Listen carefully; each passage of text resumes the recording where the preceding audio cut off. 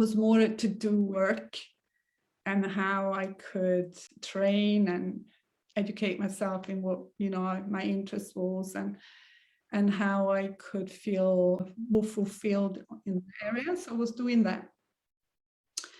And I did it. I got very busy again, but out there. And it was good because obviously I did follow what I felt I wanted to do. So it was all about self-development. And then I trained in homeopathy, and I had a busy practice for 15 years. So I was quite successful. I was a cookery teacher for 6 years before becoming a homeopath. And it was all good stuff. I ate some satisfaction, and I felt better about myself, but it wasn't enough. And I didn't know why. But at least that took some pressure off Michael. You know, it wasn't just, it didn't have to come from him. It could come from somewhere else. And I got very busy, and, you know, and felt better. And you know, I had a sense that there was something more to me than just than this tension, inner tension. There was something more peaceful about me, more rich, more, but you know, with more potential for peace of mind, but I didn't know what it was. And then again, life happened, many things happened. And again, sometimes I would feel absolutely happy, but I thought it was random. I thought they were just coming, or someone did say something nice to me, or my kids did well at school, and I'll say, oh, I feel great, I'm a good mom. Oh, I feel, you know, again, didn't make a connection with how I was using my mind. Okay. And I had a sense of a bigger me, a bigger side, deeper side to life. I did. And in my spiritual kind of journey, I came across several things that made me explore that. But there was something missing. I didn't know what it was, because it didn't sustain. I remember going to relationship weekends with Michael, and like maybe for a week or 10 days, we would feel really good. And I would come home with all good intentions of meeting his needs and making him feel valued and him making me feel desirable and all that, you know. But bloody yes, it was hard work, and it felt synthetic. I don't know if this is the right word, but it wasn't, and of course it didn't sustain.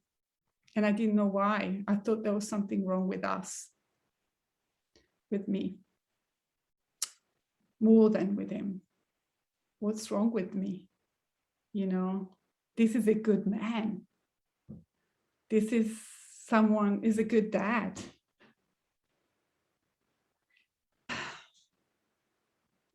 And then, yes, and then, you know, like all of you on this call, I think, but not all people who will listen to this, I came across something that explained a very simple thing that I overlooked and I didn't appreciate all those years of what at times felt like torture.